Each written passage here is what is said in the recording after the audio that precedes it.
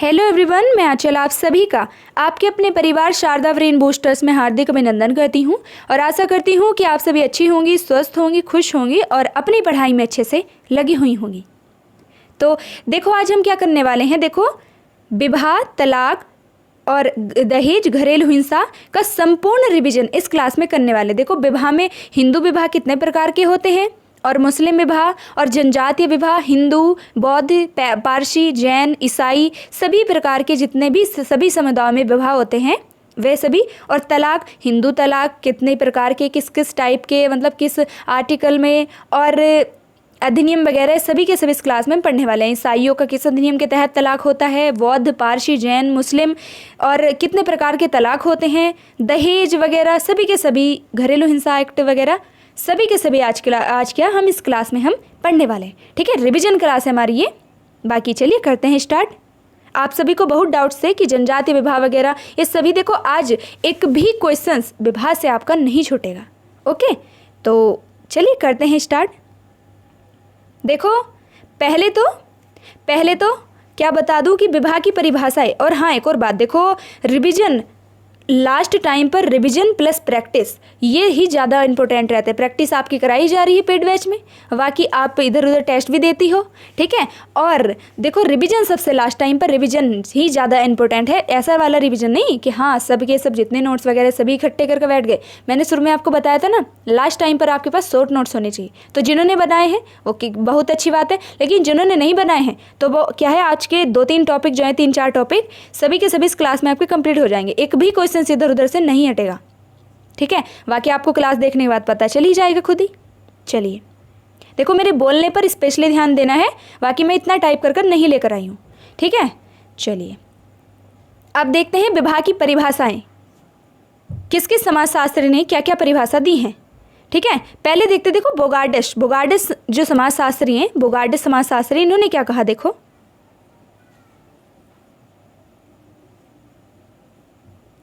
चलिए जी, हाँ, तो जो बोगार्डे समाजशास्त्री हैं, ठीक है, तो पहले देखते हैं इन्होंने क्या कहा। देखो बोगार्डे समाजशास्त्री ने कहा कि विवाह स्त्री और पुरुष, विवाह स्त्री और पुरुष, विवाह, इन्होंने कहा कि विवाह स्त्री और पुरुष के पारिवारिक जीवन में प्रवेश करने की एक संस्था है, एक संस्था है। देखो की पॉइंट याद रखो। ठीक है, इन्होंने बोगार्डस ने क्या कहा, बोगार्डस ने कहा कि विवाह स्त्री और पुरुष के पारिवारिक जीवन में प्रवेश करने की क्या संस्था है, संस्था है। ठीक है, संस्था है। अब चलिए, अब रिबश ने क्या कहा। देखो रिबश ने क्या कहा कि जिन साधनों द्वारा मानव समाज यौन संबंधों का नियमन करता है, ठीक है, उन्हें विवाह की संज्ञा दी जाती है। तो इन्होंने क्या कहा, इन्होंने जो बोगार्डस ने तो संस्था बताई, और जो रिबश ने क्या कहा, रिबश ने यौन संबंधों का नियमन बताया। ठीक है, बिल्कुल। अब कपाड़िया साहब को देखते हैं। देखो कपाड़िया साहब ने क्या कहा, कपाड़िया साहब ने क्या कहा कि हिंदू विवाह एक अटूट धार्मिक संस्कार है जो जन्म जन्मांतर तक चलते हैं। जो कपाड़िया साहब है, इन्होंने कहा कि जो हिंदू विवाह है एक अटूट धार्मिक संस्कार है जो जन्म जन्मांतर तक चलते हैं। ओके, बिल्कुल अच्छे से ध्यान रख लेना है। अब देखते हैं कि इनका की पॉइंट क्या है, जन्म जन्मांतर। ठीक है, जन्मांतर। देखो जो बोगार्डस ने क्या कहा, बोगार्डस ने तो संस्था बताया है और रिबश ने क्या, यौन संसाधनों का नियमन बताया है। कपाड़िया ने जन्म जन्मांतर का जो क्या बोलते हैं संस्कार है ना, जन्म जन्मांतर तक चलने वाला। और अब आते हैं आगे, देखते देखो मेलानोव्स्की जो मेलानोव्स्की समाजशास्त्री थे, इन्होंने क्या कहा कि विवाह बच्चों की उत्पत्ति और देखभाल के लिए समझौता है। मेलानोव्स्की ने कहा कि जो विवाह है वह बच्चों की उत्पत्ति और देखभाल के लिए एक समझौता है। ठीक है, ये इन्होंने कहा। अब बेस्टमार्क भी समाजशास्त्री आए थे। बेस्टमार्क ने कहा था कि एक विवाह ही बेस्ट है। ठीक है, और मेलानोव्स्की ने एक और बात कही क्या, कि एक विवाह ही विवाह का सच्चा स्वरूप है। एक विवाह ही ठीक है, एक विवाह ही विवाह का सच्चा स्वरूप है, ये मेलानोव्स्की ने कहा। ठीक है, बिल्कुल अच्छे से ध्यान रख लें। देखो इनकी की पॉइंट ध्यान रखो बिल्कुल भी। बाकी कितनी, देखो कितनी परिभाषाएं हैं, कहाँ तक याद करोगी इतना। इनके की पॉइंट ध्यान रखो। जो बोगार्डे इन्होंने संस्था बताया, रिबश ने यौन संबंधों का नियम बताया, कपाड़िया ने क्या बताया, जन्म जन्मांतर तक बताया, और मेलोनोव्स्की ने बच्चों की उत्पत्ति बताया। ठीक है, बिल्कुल ध्यान रख लेना है। अब आगे देखते हैं। देखो जो हिंदू विवाह एक्ट है, हिंदू विवाह एक्ट 1955, देखो ये पूरा का पूरा एक्ट ना मैं आपको आगे पढ़ाऊंगी। ठीक है, तो अभी इतना ध्यान रखो कि जो हिंदू विवाह एक्ट है कौन सा, 1955 का है, 1955 का है हिंदू विवाह एक्ट। ओके, और हिंदू पुनर्विवाह, अच्छा जितने भी ये एक्ट हैं एक बार मैं आपको बता ही देती हूँ। चलिए देखो, सती प्रथा निरोधक अधिनियम 1829 का है। देखो 1829 का है, 1829 का है सती प्रथा निरोधक अधिनियम। ओके, और 1856 का है, 1856 का है हिंदू विधवा पुनर्विवाह अधिनियम, हिंदू विधवा पुनर्विवाह अधिनियम। ठीक है, 1856 का है। और 1978 का क्या है, 1978 का है बाल विवाह विरोध संशोधन अधिनियम। ओके, और कन्या बाल हत्या निरोध अधिनियम कब का है, 1870 का है। ओके, 1870 का है। और विशेष विवाह अधिनियम, जैसे जैसे आगे बात आती रहेगी बाकी बताती रहूंगी, एक बात शुरू में आपको बता रही हूँ, है ना, डिटेल में इनका आगे पोस्टमार्टम करेंगे। ओके, अब देखो आया क्या, विशेष विवाह अधिनियम 1872 का है। फिर 1923 में इसमें फिर से संशोधन हुआ था। ठीक है, 1923 में फिर इसमें संशोधन हुआ था, फिर 1954 में संशोधन होकर पारित हो गया था। ठीक है, चलो अब इतना ध्यान रख लेना है। अब आगे आया फिर आगे क्या, भारतीय दास्ता, ये देखो है ना। फिर हिंदू उत्तराधिकार अधिनियम 1829 का है, 1929 का है ना, 1929 का है। और हिंदू स्त्रियों के संपत्ति विषयक अधिनियम 1937 का है। ठीक है, बाद में 2005 में इसको आगे बताऊंगी। ठीक है, और फिर हिंदू विवाह अयोग्यता निवारण अधिनियम 1946 का है, 1946 का है। और हिंदू विवाह अधिनियम 1955 का है, 1955 का है। और हिंदू उत्तराधिकार अधिनियम 1956 का है। और दहेज निरोधक अधिनियम 1961 का है। ओके, चलिए अब इन सब के बारे में हम आगे देखेंगे। ओके, अब आगे देखते हैं। देखो अब देखते हैं, आते हैं विवाह पर। चलिए अब आते हैं हम विवाह पर। देखो विवाह दो प्रकार के होते हैं, दो प्रकार में विभाजित है। एक तो एकल विवाह है ना, एक एकल विवाह और एक बहु विवाह। विवाह भी कितने, दो प्रकार में विभाजित है, एक एकल विवाह और एक बहु विवाह। ओके, देखो बहु विवाह में भी क्या, एक तो देखो बहुपति विवाह, बहुपत्नी विवाह, समूह विवाह, ये सभी बहु विवाह में आते हैं। चलिए अब आगे देखते हैं। देखो अब आते हैं बहुपत्नी विवाह। बहु विवाह के प्रकार हैं। ओके, अब बहुपत्नी विवाह पर आते हैं। देखो बहुपत्नी विवाह भी दो प्रकार की होती हैं, दो प्रकार की हैं, ये भी है ना, दो प्रकार के हैं। एक तो भगिनी विवाह है ना, भगिनी विवाह, और एक है अभगिनी विवाह। ओके, अभगिनी विवाह। देखो भगिनी विवाह मतलब जो सगी बहनों से के साथ ही विवाह करता है पुरुष। ओके, और अभगिनी विवाह मतलब कई सारी स्त्रियां हैं लेकिन मतलब देखो पहले तो बताऊं बहुपत्नी विवाह। देखो काफ़ी बहुत सारी पत्नियां होती हैं, एक पुरुष कई सारी पत्नियों से विवाह करता है, उसमें दो प्रकार से, एक तो भगिनी विवाह होता है और एक होता है अभगिनी विवाह। देखो भगिनी विवाह में क्या होता है, मतलब सगी बहनों के साथ विवाह किया जाता है। और अभगिनी क्या, मतलब काफ़ी सारी स्त्री तो होती हैं, पत्नियां होती हैं, परंतु मतलब सगी बहनें नहीं होती, है ना। अब आप समझ गई। अब देखो जो प्रथा है, ये बहुपत्नी विवाह की जो प्रथा है, ये कहाँ पर मनाई जाती। देखो एक तो नागा जनजाति जो होती है, नागा जनजाति, भील जनजाति, नागा भील है ना, नागा जनजाति, भील जनजाति, और गोंड जनजाति और बैगा जनजाति। ओके, इतना आपको अच्छे से ध्यान रख लेना है। देखो बहुपत्नी विवाह भी दो प्रकार में बटा हुआ है, एक तो भगिनी विवाह और अभगिनी विवाह। भगिनी विवाह सगी बहनों के साथ विवाह, अभगिनी विवाह सगी बहनों के साथ नहीं विवाह। काफ़ी सारी पत्नियां हैं परंतु सगी बहनें नहीं है। चलिए अब आते हैं, ये है जो बहुपत्नी विवाह है, प्रथा कहाँ पर, एक तो नागा जनजाति, देखो जनजातीय विवाह है ना, नागा जनजाति भी और भील जनजाति, गोंड, वेगा, इन सभी में प्रचलित है। ओके, इतना ध्यान रख लेना है। अब आते हैं हम बहुपति विवाह पर। ऐसे ही बहुपति विवाह की स्त्री के बहुत सारे पति होते हैं, मतलब दो, एक से अधिक पति होते हैं। ओके, अब इसमें आते हैं, देखो अब इसमें आते हैं, देखो यह भी क्या, जो बहुपति विवाह है, मतलब एक से अधिक पति के साथ मतलब विवाह। ठीक है, देखो ये भी विवाह आते हैं, जो बहुपति विवाह में भी भ्रातृक बहुपति विवाह है ना, और अभ्रातृक बहुपति विवाह। देखो भ्रातृक बहुपति विवाह में मतलब सगे भाइयों के साथ विवाह, जैसे द्रौपदी का हुआ था। और अभ्रातृक बहुपति विवाह में मतलब सगे भाई ना होकर अलग अलग, मतलब पुरुष, मतलब पति तो अनेक परंतु सगे भाई ना होकर। ओके, देखो और जो प्रथा है यह है बहुपति विवाह की जो प्रथा है, ये कहाँ पर प्रचलित है। देखो एक तो संथाल जनजाति है ना, संथाल जनजाति में, और उराव जनजाति, खस जनजाति। देखो खस जनजाति वाले लोग क्या बोलते हैं कि जो ये पांडव थे हमारी वंशज है, तो इनमें क्या है, जो बहुपति विवाह करते हैं, है ना। और खस जनजाति हो गई, और राजपूत जनजाति और टोडा जनजाति, है ना। इतना आपको अच्छे से ध्यान रख लेना है। अब आते हैं समूह विवाह पर आते। देखो समूह विवाह में क्या होता है कि समूहों के साथ विवाह किया जाता है। देखो एक मंडली होती है कि इधर वाला जो समूह है, तो इधर वाली स्त्रियों का जो समूह है, ठीक है, इसके साथ ये विवाह कर लेते हैं, मतलब पूरा समूह का समूह विवाह कर लेता है।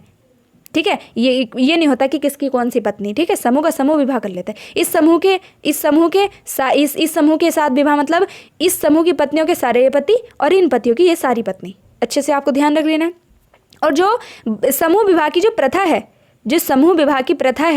ना, ये कहाँ पर प्रचलित है, ये ऑस्ट्रेलिया की जो जनजातियाँ होती हैं, ऑस्ट्रेलिया की जनजातियों में, है ना। इतना आपको अच्छे से ध्यान रख लेना है। अब आगे आते हैं, देखो अब ये अंतर्विवाह और बहिर्विवाह क्या है।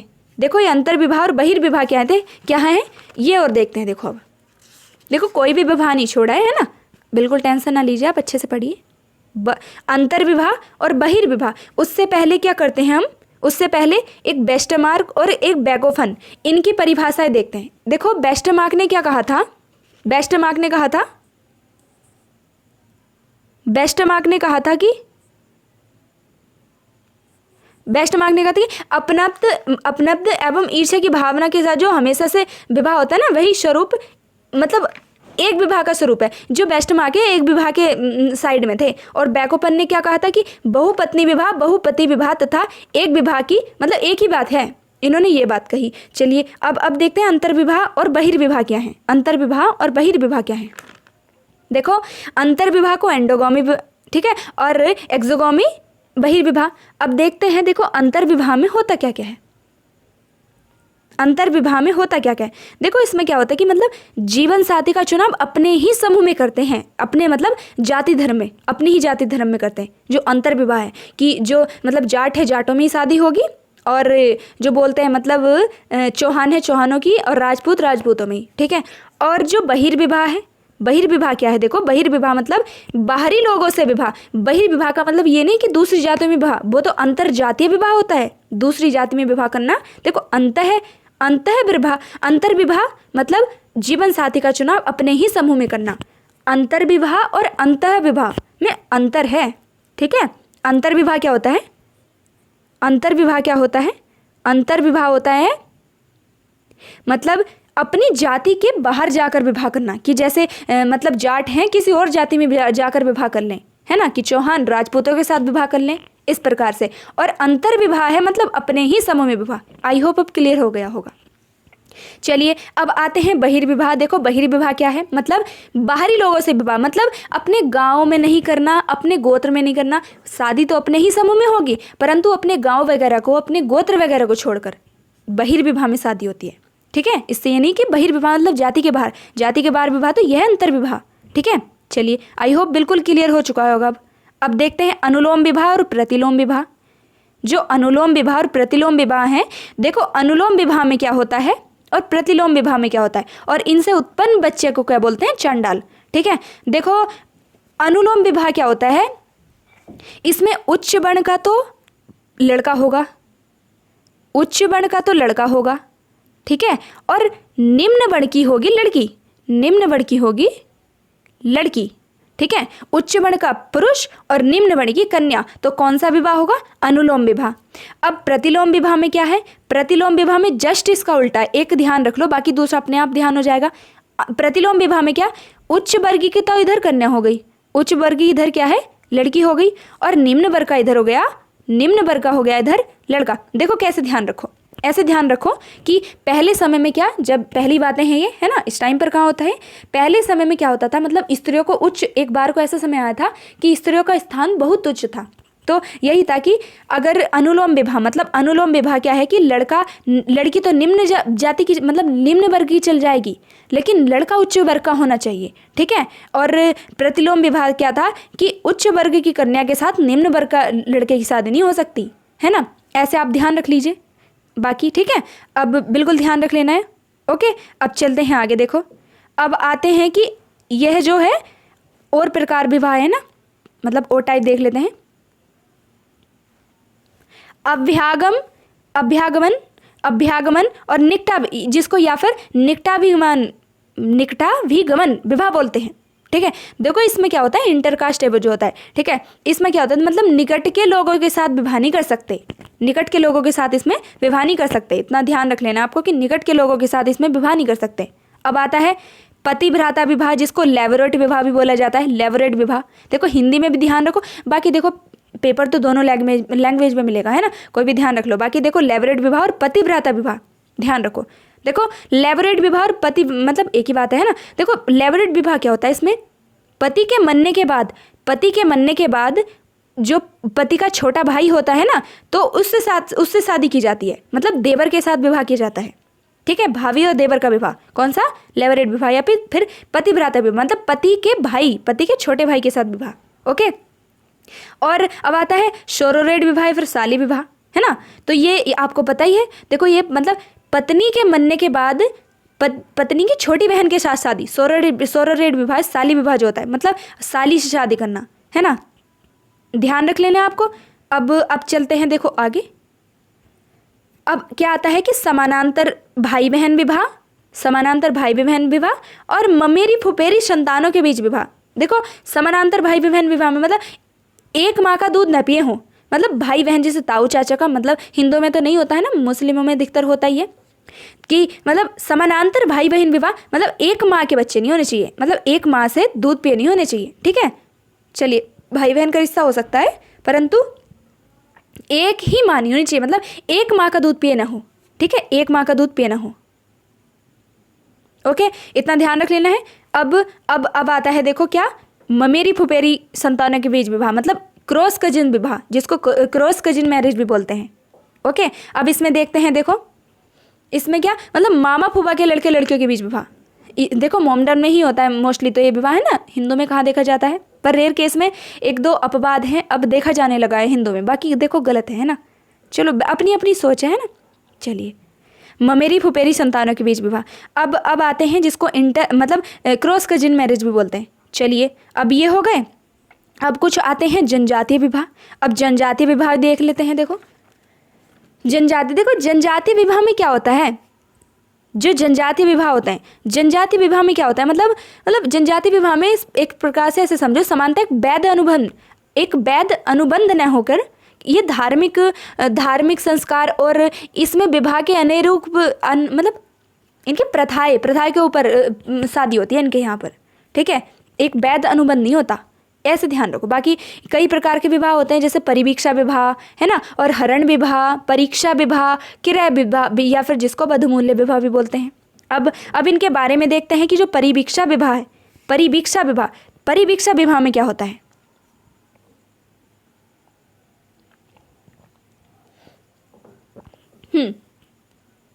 परिवीक्षा विवाह में क्या होता है, देखो जो परिवीक्षा विवाह होता है ना, जो परिवीक्षा विवाह होता है, देखो इसमें क्या होता है, मतलब इसमें क्या होता है कि एक प्रकार के विवाह में मतलब लड़की और लड़के को दोनों को एक साथ मतलब कुछ समय के लिए छोड़ दिया जाता है, ठीक है, कि हाँ आप दोनों साथ रहो, और दोनों का अगर स्वभाव मिल जाता है, ठीक है, तो उनकी शादी कर दी जाती है। अगर बात नहीं बनी, ठीक है, बात नहीं बनी, तो इस बीच क्या होता है, बात नहीं बनती तो लड़के को क्या करना पड़ता है कि पिता को हर्जाना देकर संबंध मुक्त हो जाता है लड़का। और अगर मतलब रिलेशन, फिजिकल रिलेशन हो जाता है और बेबी उत्पन्न हो जाता है तो इनकी शादी कर दी जाती है। ओके, और बात अगर नहीं बनी, मतलब मन मिलाप नहीं हुआ, ठीक है, तो उनको मुक्त कर दिया जाता है। तो क्या करता है, मतलब जो लड़का होता है वह पिता को हर्जाना देकर मुक्त करता है। देखो बाकी सही है एक प्रकार से, है ना, बाद में तो लड़ाई झगड़े ना हो, शुरू में ही जो होना चाहिए, परंतु हमारे यहाँ ऐसे नहीं मान्यता है, ठीक है। अब आगे देखते हैं, देखो अब क्या आता है, हरण विवाह। हरण विवाह, देखो हरण विवाह क्या है, हरण विवाह क्या है, देखो हरण विवाह क्या है, मतलब एक इस प्रकार का विवाह है, मतलब कन्या का अपहरण करके उसके साथ विवाह किया जाता है, ठीक है, इस विवाह किया जाता है। इस प्रकार के विवाह में एक तो नागा जनजाति जो होती है, नागा जनजाति है ना, नागा जनजाति, भील जनजाति, गोंड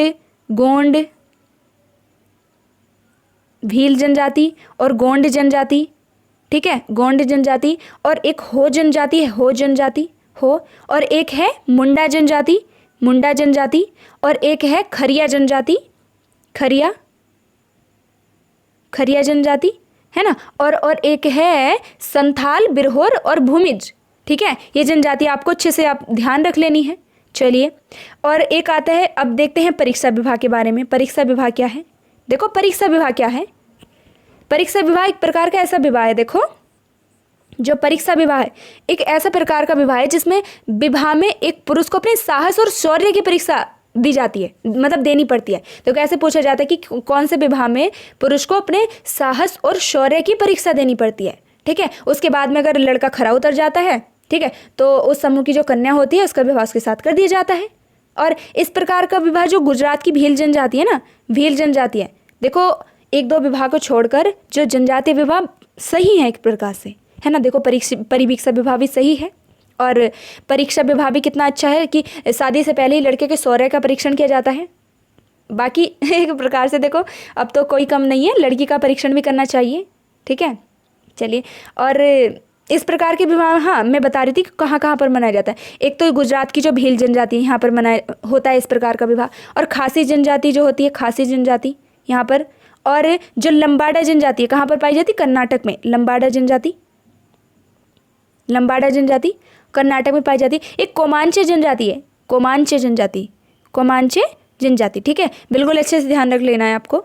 अब आता है क्रय विवाह या फिर बधू मूल्य विवाह। देखो नाम से ही पता चल रहा है ना, इसमें क्या होता है, मतलब बधू का मूल्य चुकाना पड़ता है। इस विवाह में क्या, बधू का मूल्य चुकाना पड़ता है, यानी कि बधू को खरीदा जाता है, ठीक है। चलिए, बिल्कुल ध्यान रख लेना है आपको। और इस प्रकार के विवाह को एक जो थारू तथा भील जो है ना, इसको मतलब तीर कमान देकर भी वधू को प्राप्त कर लेते हैं। कि ऐसा पूछा जाए आपसे क्वेश्चन कि तीर कमान देकर वधू को प्राप्त किस विवाह में किया जाता है, किसमें, मतलब वधू को मूल्य दिया जाता है, कुछ भी दो। तो जो आपके थारू और तथा भील जनजाति वाले जो लोग हैं ना, जनजाति के थारू और भील, तो ये क्या करते हैं, तीर कमान देकर वधू को खरीदते हैं, मतलब विवाह करते हैं, ठीक है। बिल्कुल ध्यान रखें। एक बिरहोर जनजाति में सेवा विवाह माना जाता है। चलिए, अब आ जाते हैं हिंदू विवाह पर, अपने हिंदू विवाह पर आ जाते हैं। चलिए देखो, अपने हिंदू विवाह पर आ जाते हैं।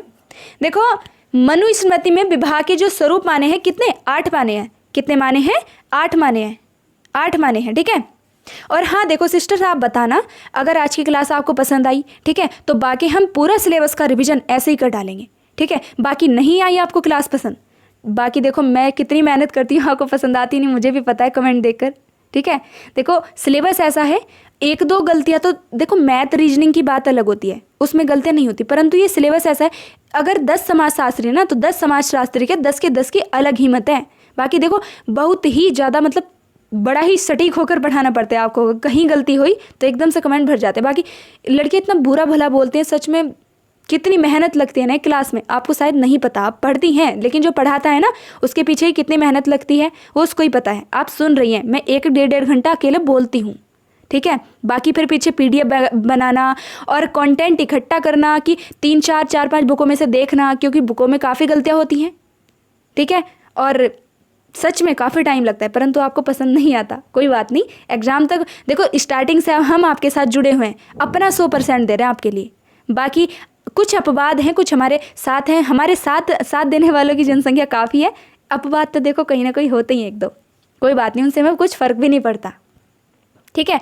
और जो अपवाद है उनका कहीं सिलेक्शन भी होता है, सही बात तो यही है, जो पढ़ रही हैं अच्छे से वो मेहनत से बस पढ़ती रहिए। और सबसे इंपॉर्टेंट देखो लास्ट टाइम पर रिवीजन है, और रिवीजन के लिए ना आप सीमित संसाधन रखिए। देखो लास्ट टाइम पर आप अगर इधर उधर 10 जगह ढूंढोगी, 10 जगह आपको 10 जगह अलग ही बात मिलेगी, एक चीज़ का पीछा पकड़ लीजिए। विवेकानंद की कितनी अच्छी बात है कि एक बुक को पढ़ो लेकिन 100 बार उसी बुक को 100 बार पढ़ो, 100 बार रिविजन करो, ठीक है, बस इतना अच्छे से ध्यान रखो।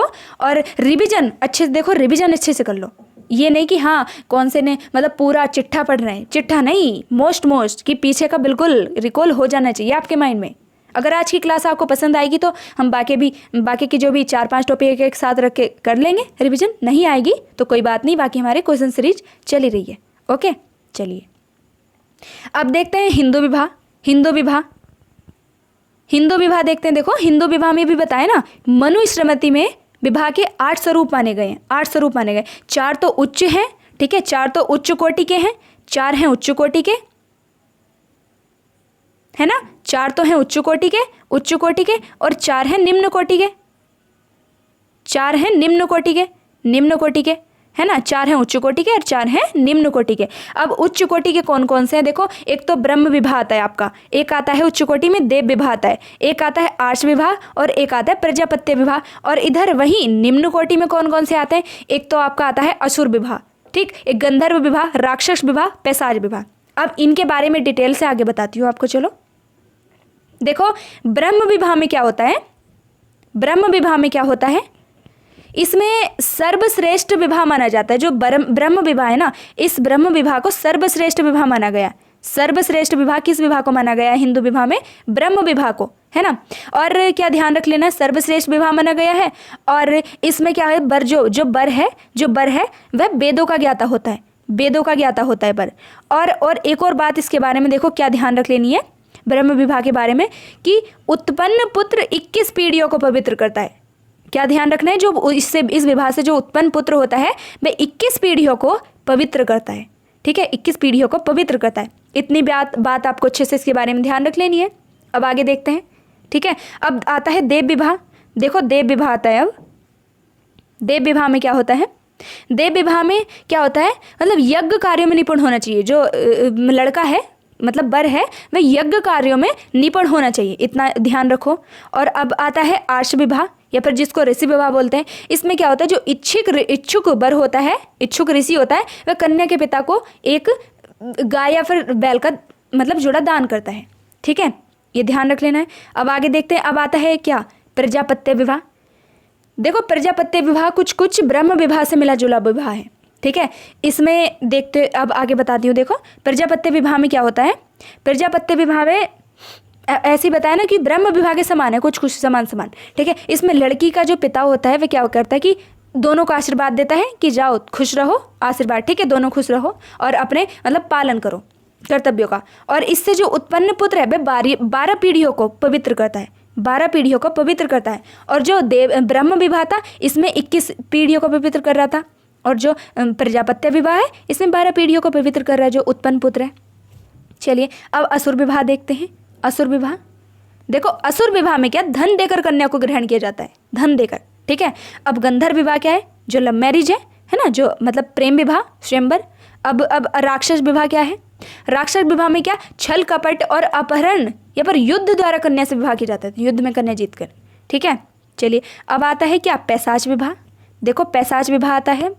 पैशाच विवाह में क्या होता है, इसमें निकृष्ट कोटि का विवाह, मतलब बलात्कार करने के बाद विवाह किया जाता है। ठीक है, इतना 8 के 8 विवाह को अच्छे से ध्यान रखना है। और 4 उच्च कोटि के होते हैं, 4 होते हैं निम्न कोटि के विवाह। ओके, ये भी आपको अच्छे से ध्यान रख लेना है। चलिए, अब देखो आते हैं आगे।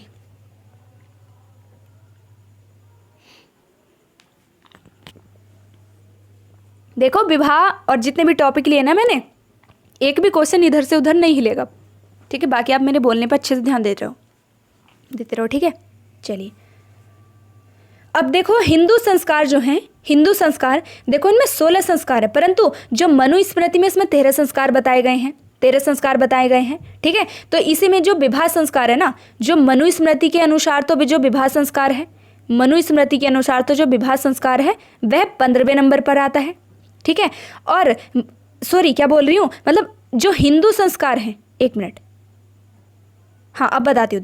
देखो जो हिंदू संस्कार हैं 16 संस्कार है, मनुस्मृति में कितने 13 संस्कार हैं। तो देखो हिंदू संस्कार के अनुसार जो विवाह का संस्कार भी 15वें नंबर पर आता है। मतलब बच्चे के गर्भाधान से अंत्येष्टि तक 16 संस्कार होते हैं, है ना, और मनुस्मृति में 13 संस्कार हैं।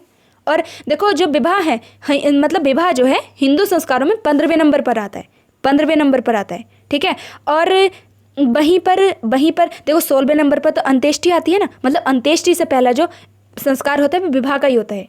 ओके, और फिर मनुस्मृति में जो विवाह 13वें नंबर पर अंत्येष्टि आएगी ना, तो 13वें नंबर पर मतलब तो 12वें नंबर पर आएगा इधर विवाह, इधर 12वें नंबर पर विवाह है ना, और इधर है 15वें नंबर पर विवाह, मतलब हिंदू संस्कारों में।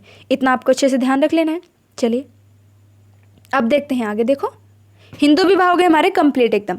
हिंदू विवाह से अगर कोई भी क्वेश्चन आएगा, जनजातीय विवाह हो चाहे कोई, ठीक है, हिंदू विवाह से अगर कोई भी क्वेश्चन आएगा तो इस क्लास में से आ जाएगा, बाकी भगवान की माया। ओके, कोई देखो कुछ भी पॉइंट नहीं छोड़ा है बाकी, है ना। अब आते हैं अपने मुस्लिम विवाह पर। चलिए देखो मुस्लिम विवाह में भी मतलब अनेक प्रकार हैं। ठीक है, अनेक प्रकार है, मतलब 4 प्रकार के विवाह हैं मुस्लिम विवाह में, 4 प्रकार के विवाह हैं। ओके, 4 प्रकार के विवाह हैं, और तलाक इनमें 8 प्रकार के, वो तलाक आगे बताऊंगी मैं आपको। चलिए पहले इनके विवाह ही देख लेते हैं। ठीक है जी, चलो देखो जो निकाह विवाह है ना इनका, देखो इनमें एक और बात इंपॉर्टेंट बता दूं, जो हिंदू विवाह है ना, हिंदू विवाह देखो हिंदू विवाह में संस्कार माना गया है, विवाह को संस्कार माना गया है। वहीं पर अगर मुस्लिम विवाह की बात करें तो इनमें संस्कार नहीं माना गया, माना गया इनमें विवाह को। इनमें माना गया एक दीवानी समझौता, क्या दीवानी समझौता माना गया है ना, दीवानी समझौता माना गया।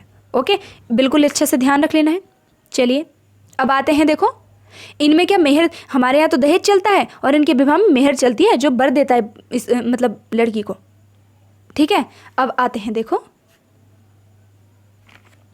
ठीक है, हाँ बता ही दूँ। देखो दहेज क्या होता है, हिंदू में तो दहेज और मेहर मतलब अंतर क्या है। देखो दहेज आगे ही बता दूँ, पहले इनके विवाह ही बता दो आपको, फिर मिक्स हो जाएगा। चलो बता ही देती हूँ। देखो हिंदुओं में तो दहेज और इनके यहाँ पर मेहर, मुस्लिम में मेहर।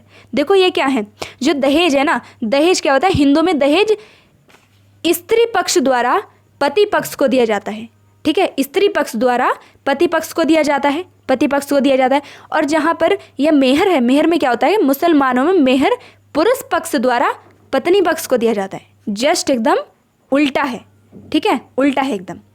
दहेज तो लड़की वाले देते हैं लड़के वालों को, लेकिन यहाँ पर मेहर में लड़के वाले देते हैं लड़की वाले को। ओके, चलिए, और मेहर भी देखो 4 प्रकार की होती है। कितने, मेहर भी 4 प्रकार की होती है, इतना आप अच्छे से ध्यान रख लीजिए। अब आगे आते हैं, अब इनके विवाह पर आते हैं। देखो विवाह पर आते हैं। अब जो निकाह विवाह है ना, इनके यहाँ जो निकाह विवाह है वह स्थायी विवाह है। मतलब सबसे अच्छा हमारे यहाँ तो ब्रह्म विवाह को मानते हैं, और इनके यहाँ मानते हैं निकाह विवाह को।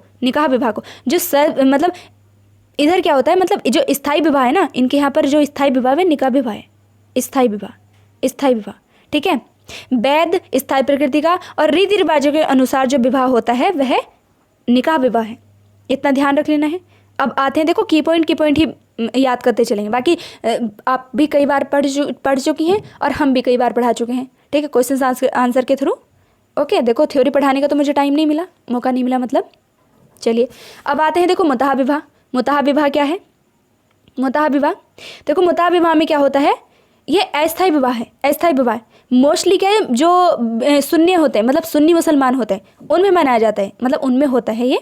ठीक है, जो सुन्नी मुसलमान है ना, सुन्नी मुस्लिम समुदाय जो है, जो मुताहा विवाह है उनमें मनाया जाता है, उनमें होता है। और ये विवाह अस्थायी रूप का विवाह है। अस्थायी, स्थायी नहीं है, अस्थायी है। और सुन्नियों के यहाँ स्थायी भी हो सकता है, लेकिन जो सिया के यहाँ स्थायी है।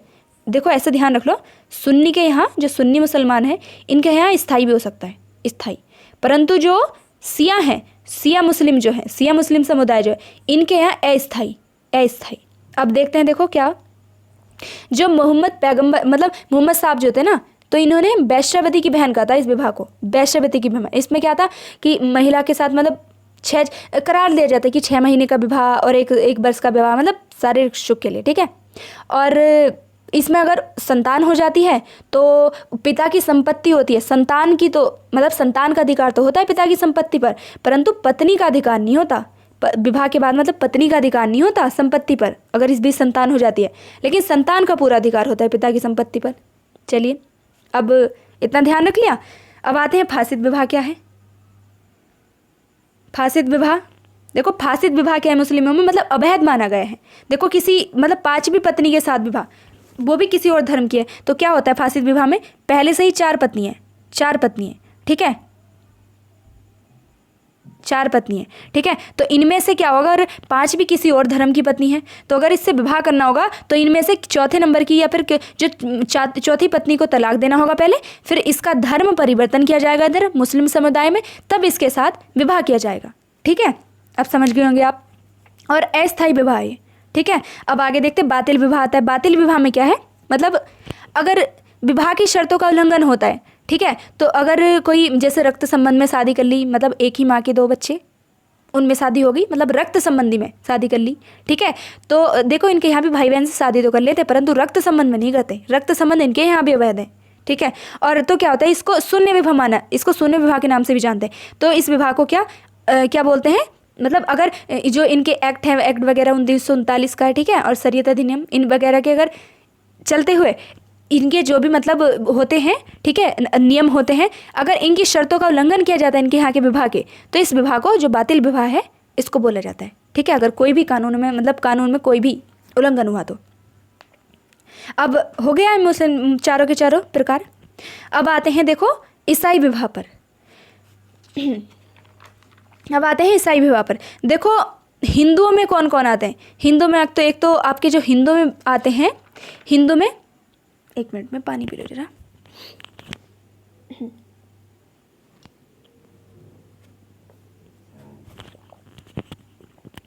हिंदू में देखो एक तो सिख आ गए, बौद्ध आ गए और जैन आ गए। हिंदू में तो हिंदुओं में सिख आ गए, ठीक है, और बौद्ध आ गए और जैन आ गए। ठीक है, अब आते हैं ईसाई। देखो ईसाइयों का अलग से अधिनियम है। ईसाई विवाह आ गया। देखो ईसाई विवाह में क्या होता है, ईसाई विवाह में इसमें क्या होता है, विवाह समाज में एक पुरुष तथा स्त्री के बीच एक समझौता है। इनके यहाँ भी, हमारे यहाँ पर मतलब हिंदू में संस्कार है, इनके यहाँ समझौता है, और जो मुस्लिम विवाह उनमें दीवानी समझौता है। ठीक है, चलिए इतना ध्यान रख लेना है। और जो साधारण संपूर्ण जीवन भर के लिए होता है, इनके यहाँ समझौता तो है परंतु जीवन भर के लिए है। ठीक है, और इसका उद्देश्य यौन संबंध, पारस्परिक सहयोग और पारिवारिक की स्थापना करना है। देखो ये तो होगी इनकी परिभाषा।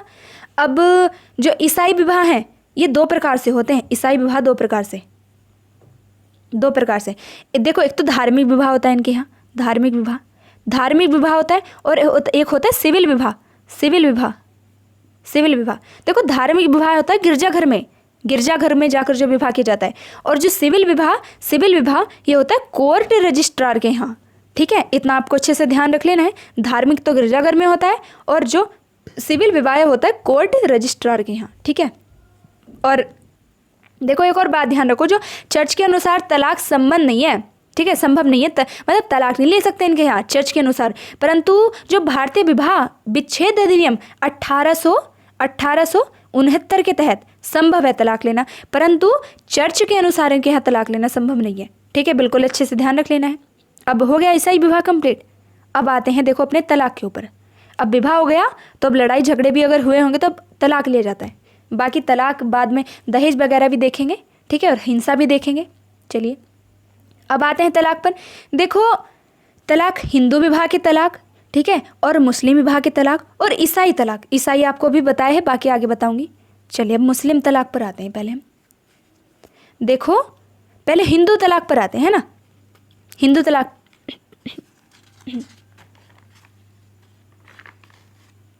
हिंदू तलाक में आते हैं पहले।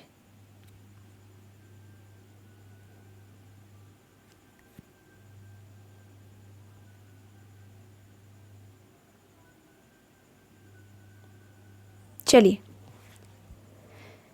देखो, तलाक, तलाक का अर्थ क्या है? अलग हो जाना, अलग हो जाना, है ना। हिंदू विवाह अधिनियम 1955, जिसको HM Hindu marriage act, HMA के नाम से जानते हैं, है ना, HMA, ये कब का है? हिंदू मैरिज एक्ट, यह है 1955 का, 1955 का। कब का है? यह है 1955 का है, ठीक है, 1955 का है। इतना अच्छे से आपको ध्यान रख लेना है, 1955 का है। कब का है? 1955 का, ठीक है। देखो जो HMA है, HMA है, ठीक है, इसमें कुल धाराएं कितनी है? कुल धाराएं हैं इसमें 30। कुल धाराएं कितनी है? 30 धाराएं हैं, ओके। और इसमें संशोधन भी किया गया, अभी बताऊंगी आगे, 1976 में किया गया था, 1976 में, ओके। 30 धाराएं। और लागू कब किया गया है? एक्ट तो 1955 का है, परंतु लागू हुआ 18 मई से 1955 को, 18 मई 1955 को, 1955 को, ओके। इतना आपको अच्छे से ध्यान रख लेना। अब ये मैं बता क्यों रही हूँ? देखो इसमें जो धारा 2 है, जो धारा 2 है, इसकी धारा 2 है, इसमें क्या दिया हुआ है कि जो हिंदू मैरिज एक्ट में कौन कौन आते हैं? एक तो सिख आते हैं, बौद्ध आते हैं और जैन आते हैं। लेकिन ईसाई, वहीं पर ईसाइयों का अलग है, अभी अभी बताया पीछे, ओके। अब जो धारा 13 है, धारा तो देखो 30 है, लेकिन हमारे काम की जितनी है अभी बताती हूँ। देखो धारा 13 जो है, जो धारा 13 है, धारा 13 जो है, देखो इसमें क्या है? विवाह विच्छेद की बात की गई है। जो इसकी धारा 13 है, मतलब तलाक की बात किसमें?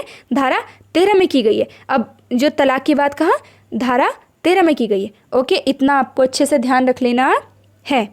चलिए अब आगे देखते हैं। देखो आगे देखते हैं। देखो इसके बारे में क्या कुछ और बातें ध्यान रखो कि देखो, अगर पति पत्नी को प्राप्त अधिकार व्यभिचार, क्रूरता और परित्याग करने पर, मतलब अगर कोई धर्मांतरण, मतलब तलाक किस प्रकार दे सकते हैं, मतलब किस किस कंडीशन में तलाक दे सकते हैं, वो बता रही हूँ आपको, सुनते रहो, है ना। पति पत्नी के भी को प्राप्त अधिकार के बीच व्यभिचार या फिर क्रूरता, परित्याग कर देना, है ना, और मतलब धर्मांतरण या फिर मानसिक विकार, कुछ रोग वगैरह जैसी भयानक बीमारियों से ग्रसित हो पति, या फिर मतलब रतिजन्य रोग, या फिर नपुंसकता हो, बच्चे नहीं हो रहे हो, और संन्यास ले लिया हो, या फिर मृत्यु, पति की मृत्यु, इन सभी में क्या, या फिर पति 7 साल से गायब है, ठीक है, 7 साल से गायब है। देखो अभी बताऊंगी आगे मुस्लिम में कितने साल गायब होने पर तलाक दिया जाता है। यहाँ पर हिंदू में रखो यार, 7 साल से गायब है, या फिर न्यायिक पृथक्करण है, या फिर 1 वर्ष से अलग रह रहे हों, ठीक है, उसके बाद, तो इन सभी कंडीशन में क्या, तलाक दे दिया जाता है, ठीक है। चलिए ये हो गया। और पत्नी को, इधर पत्नी को प्राप्त अधिकार, मुस्लिम में बताऊंगी क्या क्या है। इधर हिंदू में पत्नी को क्या क्या प्राप्त अधिकार है? पति द्वारा अगर बलात्कार या फिर प्राकृतिक यौन क्रिया, या फिर पति द्वारा दूसरी शादी कर लेना, भरण पोषण न करना, जरूरी जितनी भी हैं मतलब ज़रूरतें पूरे न करना, और विवाह का निराकरण, यदि पत्नी 15 से 18 वर्ष के बीच भी हो तो उसके साथ अगर वैवाहिक संबंध बनाएगा तब भी क्या, मतलब तलाक, जो पत्नी है वह तलाक दे सकती है इन सभी केसेस में, ओके। अब जो धारा 13 थी, अभी बताया ही था, इसमें तलाक की बात है। लेकिन जो धारा 13 की बी है, धारा 13 की बी है, ठीक है, तो इसमें क्या है, आपसी सहमति से विच्छेद कर सकते हैं, आपसी सहमति से तलाक ले सकते हैं, ठीक है, आपसी सहमति। इसमें फिर भी अगर हाँ मन है तो 6 से 18 माह तक मौका मिलता है, 6 से 18 माह तक मौका मिल सकता है। अगर इस बीच अगर मतलब सहमति हो जाती है तो तलाक नहीं होता, ठीक है, कैंसिल कर दिया जाता है तलाकनामा जो होता है। चलिए अब, और धारा 14 में क्या दिया गया है? धारा 14 में क्या दिया गया है? जो धारा 14 है इसमें क्या दिया गया कि विवाह के 1 वर्ष के अंदर विवाह विच्छेद नहीं, मतलब तलाक 1 वर्ष के अंदर नहीं हो सकता कि 1 वर्ष हुआ है, 1 वर्ष से एक्स्ट्रा हो जाए तब तलाक दे सकते हैं, जितनी भी कंडीशन अभी बताई है। और धारा 15 में क्या दिया गया है? धारा 15 में क्या दिया है कि विवाह विच्छेद व्यक्ति पुनः विवाह, मतलब विवाह विच्छेद के बाद जो व्यक्ति है वह पुनः विवाह कर सकता है, परंतु एक पत्नी के होते, जो HM में है इसमें यह भी दिया गया है कि एकल विवाह करना है, मतलब एक पत्नी होते दूसरी पत्नी से विवाह नहीं किया जा सकता, पहले पति जो पहली पत्नी है उसको तलाक देना पड़ेगा, परंतु शर्त है कि 1 वर्ष से अधिक समय हो गया हो विवाह को, तब दूसरा विवाह करेगा। जो किस में दिया गया है, ये धारा 15 में दिया गया है। ओके, इतना ध्यान रख लेना है। चलिए, अब हिंदू का तलाक, हिंदुओं की जो तलाक तो वह हुआ कंप्लीट। अब आते हैं मुस्लिम तलाक में। देखो मुस्लिम तलाक कितने, 8 प्रकार के, 8 प्रकार के हैं मुस्लिम तलाक।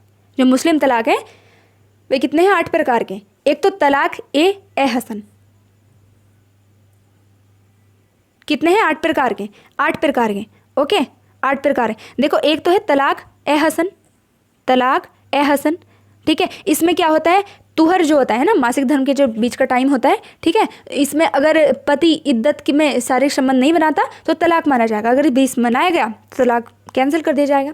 अब जो तलाक ए हसन है, ये था तलाक, यह क्या था, तलाक ए हसन, ए हसन, ठीक है, ए हसन। और यह क्या है, तलाक, तलाक ए हसन, ए हसन, ठीक है, ए हसन। इसमें क्या होता है, देखो इसमें क्या होता है, मतलब 3 तोहरों तक तलाक की घोषणा करनी होती है। 3 तोहरों तक, तोहर क्या है, जो मेंस्ट्रुएशन साइकिल उसका पीरियड, ठीक है, 3 तोहरों तक तलाक की घोषणा की जाती है 3 बार।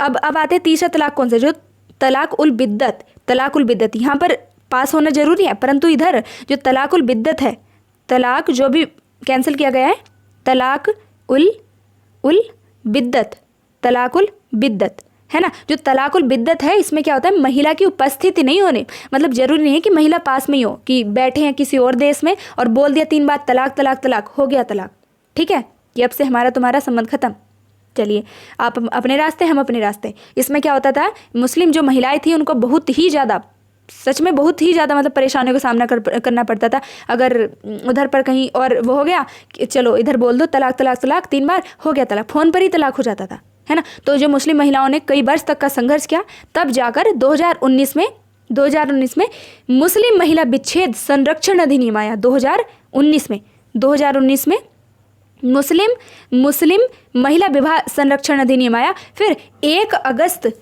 यह फिर क्या, 1 अगस्त 2019 को 1 अगस्त 2019 को यह प्रतिबंध मतलब संपूर्ण रूप से लागू कर दिया गया, ठीक है, संपूर्ण रूप से लागू कर दिया गया। और सजा कितनी, अगर पति देता तो 3 साल की सजा, इसमें जो प्रावधान है 3 साल की सजा का प्रावधान है। और तभी से क्या 1 अगस्त को, क्यों, क्योंकि मुस्लिम महिला अधिकार दिवस 1 अगस्त को मनाया जाता है। चलिए अब देखो इसमें मतलब बहुत ही ज़्यादा बुरी कंडीशन थी जो मुस्लिम अभी तलाक बताएं। इसमें हलाला क्या होता है, मतलब 1 तलाक के बाद अगर फिर से शादी करनी होती ना तो हलाला करते थे, मतलब पहले किसी और से शादी करवाएंगे फिर उससे शादी करते थे, मतलब उसके बाद, ठीक है। चलिए अब आता है चौथा नंबर का, क्या, इला तलाक। इला देखो इला में क्या होता है इनके यहाँ, मतलब खुदा की कसम खाकर तलाक दिया जाता है, ठीक है, खुदा की कसम खाकर, और इद्दत तक सहवास नहीं करते तो तलाक हो जाता है। और जिहर क्या है, जिहर 5वें नंबर का जिहर पर क्या होता है, मतलब पत्नी की तुलना, जैसे कि माँ बेटी जिसके साथ विवाह नहीं कर सकते, ठीक है, उसके साथ कर दी जाती है जिहर तलाक। अब खुला तलाक क्या है, खुला तलाक क्या है, देखो इसमें पत्नी की इच्छा, मतलब पत्नी दे सकती है, खुला तलाक में पत्नी दे सकती है और मेहर वापिस करना होता है। परंतु अब मुबारत तलाक में क्या होता है, मुबारत तलाक में क्या होता है कि मतलब आपसी सहमति से करते हैं। जो मुबारत है ना, मुबारत या मुबर्रत भी बोल सकते हैं इसको, कहीं कहीं मुबर्रत भी लिखा हुआ मुबारत, ठीक है। तो इसमें आपसी सहमति से, मतलब मेहर वापिस नहीं करनी। इधर जो खुला था इधर तो मेहर वापिस करनी थी, परंतु इधर मेहर वापिस नहीं करनी क्योंकि आपसी सहमति से होता है। अब लियान में क्या होता है, मतलब ब्याह विचारणी, जो लियान तलाक है, लियान तलाक में क्या होता है इनके यहाँ, मतलब पत्नी पर ब्याह विचारणी का आरोप लगा दिया जाता है। परंतु अगर आरोप सिद्ध नहीं हुआ ना, मतलब आरोप सिद्ध करने के 4 गवाहों की जरूरत होती है, अगर आरोप सिद्ध नहीं होता फिर उसकी मतलब जो भी है ना। अब आगे देखते हैं, देखो ये हो गया। अब हमारे तलाक भी हो गया कंप्लीट। देखो मुस्लिम तलाक है ना बता दिए, हिंदू तलाक भी बता दिया, और ईसाई तलाक भी मैंने बता ही दिया था, है ना, जब ईसाई विवाह बताया था। तलाक देखो इनका जो ईसाई विवाह का जो तलाक है, कौन से अधिनियम के तहत बताया था मैंने, जो ईसाई धर्म में तलाक होता है किस प्रकार बताया था, कौन से में, 1869 के तहत इनमें जो ईसाई थे इनमें तलाक हो रहा था, जो ईसाई थे, ठीक है, ईसाई जो थे ईसाई जो थे, और हिंदू में 1955 के धारा 13 के तहत हो रहा था। मुस्लिम में 1939, मुस्लिम में 1939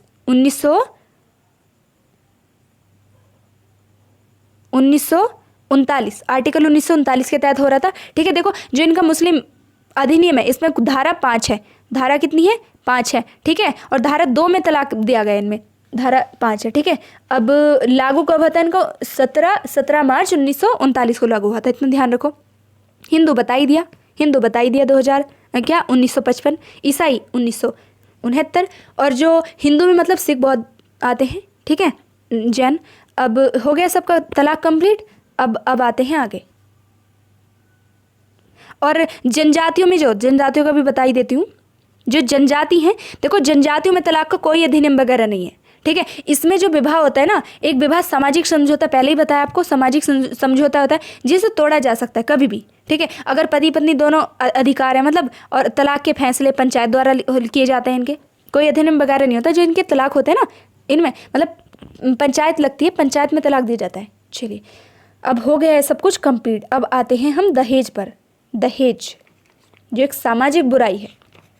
चलिए, दहेज पर ये जो जितने क्या बोलते हैं मतलब प्रोग्राम वगैरह चला रखे हैं ना, कार्यक्रम वगैरह, बेटी बचाओ बेटी पढ़ाओ, ये करो वो करो, अगर दहेज को ख़त्म कर दिया जाए तो 99.99% बेटी भी खुद ही जीवित रहने लगेंगी। ठीक है, चलिए, अब आपको पता ही है कितनी बुरी कंडीशन हो चुकी है। मतलब ये सोचो कि अगर कोई चपरासी भी बन रहा है, वो भी 20-20, 25-25 लाख में बिक रहा है। ठीक है, तो आप मुख्य सेविका बन जाओ और मेहनत करो कि आप खरीद सको। ठीक है, चलिए, हाँ खरीदना तो है नहीं मतलब। ठीक है, अब आगे देखते हैं। देखो दहेज जो दहेज एक्ट है, दहेज का जो एक्ट है वह कब का है? 1961 का। 1961 का कब का है? 1961 का, इतना ध्यान रखो। देखो दहेज क्या है, देखो 4 बात ध्यान रखो। दहेज क्या है? दहेज, ठीक, और उपहार क्या है? उपहार, और मेहर क्या है? और स्त्री धन क्या है? स्त्री धन और मेहर क्या है? ठीक है, इतना ध्यान रख लेना है। अब आते हैं, देखो जो दहेज है, दहेज क्या है कि मतलब किसी भी प्रकार की मांग जो विवाह से पूर्व या फिर अवसर या फिर उसके बाद भी दिया जाए, वह दहेज है। लेकिन जहाँ उपहार क्या है? मतलब बिना मांग के जो प्राप्त हो। ठीक है, शादियों वगैरह में जो गिफ्ट वगैरह दिए जाते हैं। ठीक है, और स्त्री धन क्या है? मतलब स्त्री को प्राप्त धन जो ससुराल प्लस मायके दोनों जगह से मिलता है, मुँह दिखाई वगैरह पर। ठीक, और मेहर क्या है? मतलब मेहर 4 प्रकार की है। ठीक है, मुस्लिम विवाह में वर द्वारा वधू को दी जाती है मेहर। ठीक है, चलिए, और जो एक्ट अभी बताया ही, जो दहेज का एक्ट कब का है? 1961 का, 1961 का। ठीक है, चलिए, अब इसमें कुछ इंपॉर्टेंट धारा भी बता देती हूँ। चलो देखो, धारा 304V, धारा, देखो कोई हमें लॉ वगैरह तो करना नहीं है, लेकिन हाँ इंपॉर्टेंट जो अधिकार हैं स्त्रियों से संबंधित, वे मैंने एक दिन जो मतलब स्पेशल क्लासेस जो थी उनमें धारा सबकी सब कंप्लीट करा दी गई थी। ठीक है, देखो अधिनियम वगैरह रह गए थे, टाइम नहीं मिला था, लेकिन हाँ जो रिवीजन क्लास है ना ये मैं करा रही हूँ। ठीक है, तो उसमें करा दूंगी सभी के सभी। जैसे दहेज वाला कंप्लीट हो गया आज अधिनियम, और घरेलू हिंसा वाला भी आज हो ही जाएगा। बाकी 1-2 बचेंगे, बाकी योजनाएं वगैरह में मैंने सभी के सभी करा दिए हैं। ओके, अब आते हैं देखो किस पर? दहेज पर। दहेज कब है? हाँ दहेज बता दिया, एक्ट 1961 का है। अब धारा 304B, देखो धारा 304B में क्या है? दहेज हत्या की बात जो है धारा 304B में, दहेज हत्या है ना, 304B। देखो अगर शादी के 7 वर्ष के अंदर, ठीक है, शादी के 7 वर्ष के अंदर अगर दहेज हत्या मतलब लड़की की हत्या कर दी जाती है तो वो दहेज हत्या के अंदर आएगी। और फिर 7 वर्ष से आजीवन तक का कारावास भी हो सकता है। इसमें जो सजा है मतलब 7 वर्ष से लगाकर मिनिमम तो 7 वर्ष है, और आजीवन तक भी सजा जा सकती है।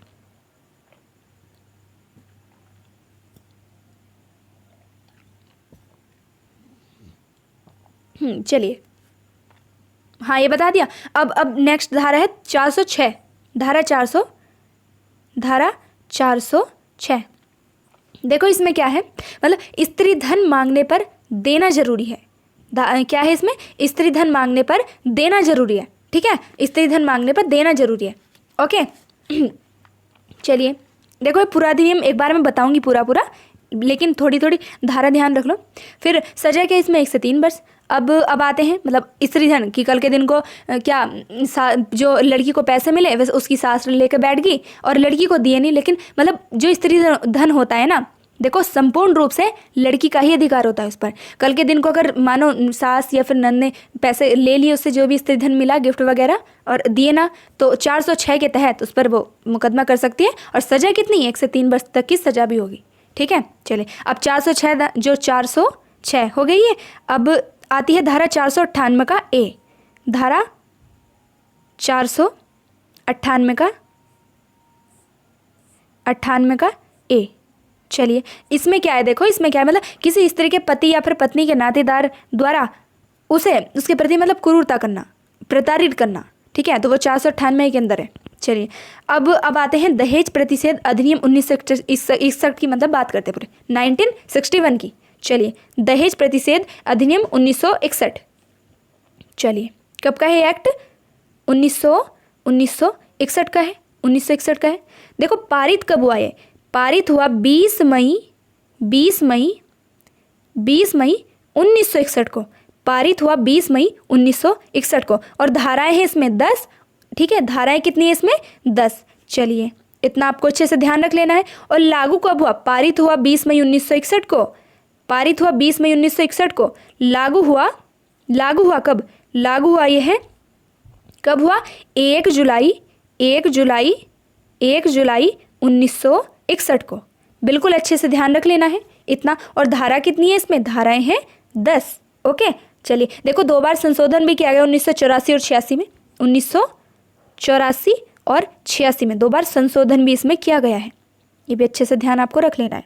चलिए इतना हो गया। अब देखते हैं, देखो आगे देखो इसकी जो परिभाषाएं हैं, परिभाषा किस में दी गई है, मतलब इसका नाम विस्तार वगैरह प्रारंभ तिथि वगैरह किसमें, धारा 1 में, धारा 1 जो है इसकी, धारा 1 में ये सब दिया गया है।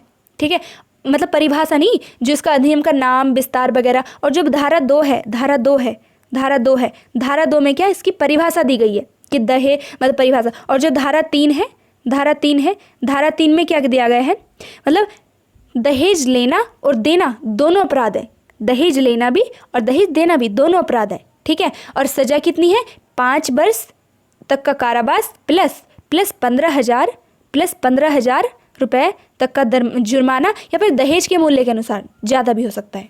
ठीक है, चलिए अब आते हैं, देखो आगे अब आती है धारा 4। देखो धारा 3 में तो दहेज लेना देना दोनों पर अपराध था, परंतु धारा 4 में क्या, धारा 4 में दहेज मांगने पर के लिए दंड है। धारा 4 में दहेज मांगने के लिए दंड है। देखो 6 माह से लगाकर 2 वर्ष तक का जुर्माना, इसमें 2 वर्ष तक का जुर्माना।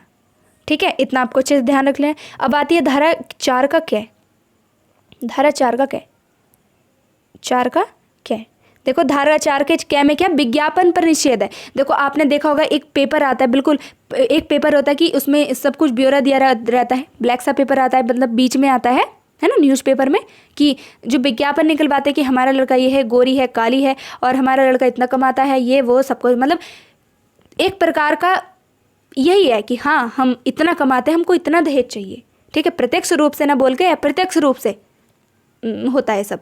चलिए वो धारा 4 क्या में, इसमें विज्ञापन पर निषेध है और इसमें सजा कितनी है, सजा है 6 माह से लेकर 5 वर्ष तक का, 6 माह से लेकर 5 वर्ष तक का कारावास और या फिर 15,000 रुपये का जुर्माना।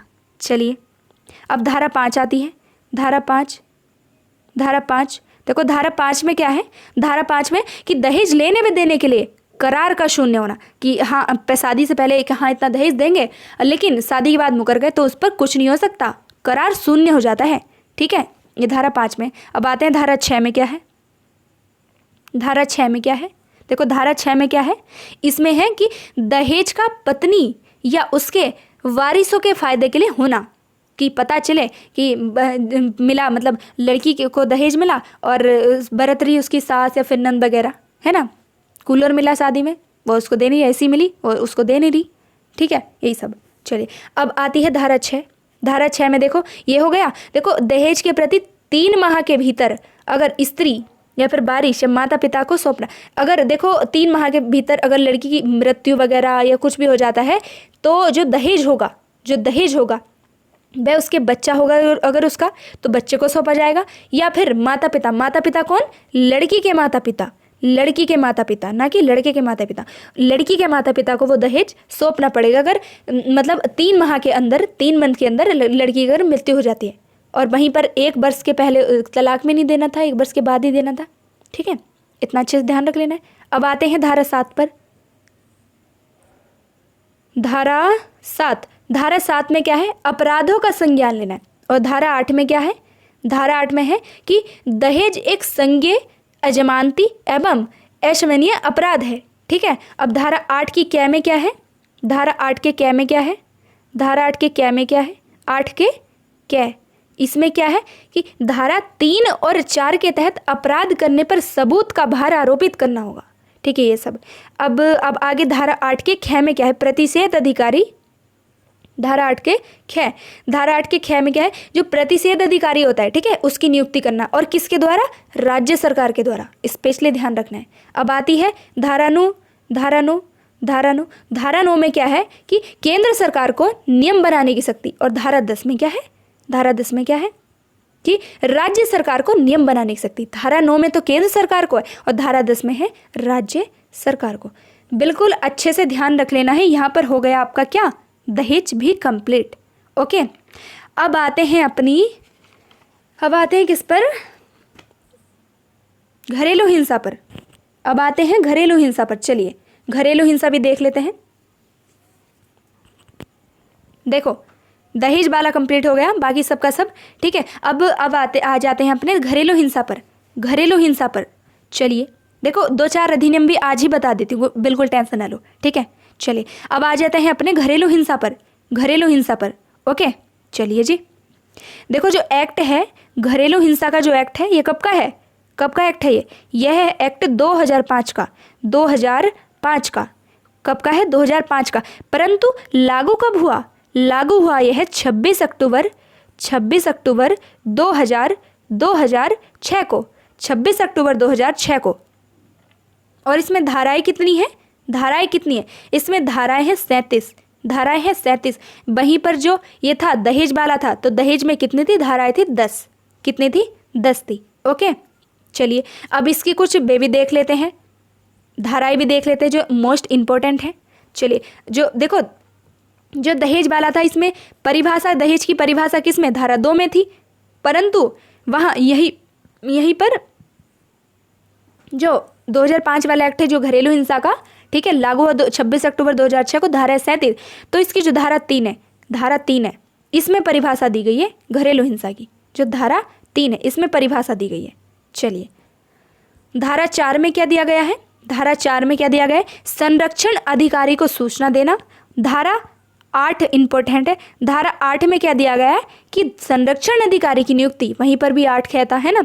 और धारा 7 भी इंपॉर्टेंट, ध्यान रख लो, क्या है? चिकित्सीय सुविधाएं मतलब प्राप्त करना कर्तव्य। ठीक है, अब धारा 16 क्या है कि बंद कमरे में सुनवाई, कि इधर उधर मतलब बंद कमरे में मतलब गोपनीय सुनवाई। ठीक है, चलिए इतना बिल्कुल इसके बारे में ध्यान रखो। बाकी ठीक है, चलिए चलो 1-2 अधिनियम और बता देती हूँ। ठीक है, चलिए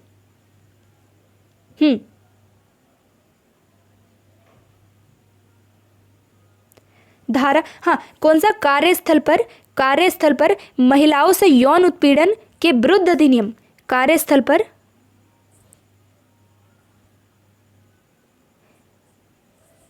दिख नहीं रहा।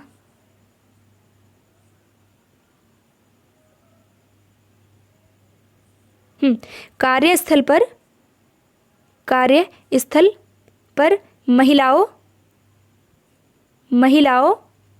से यौन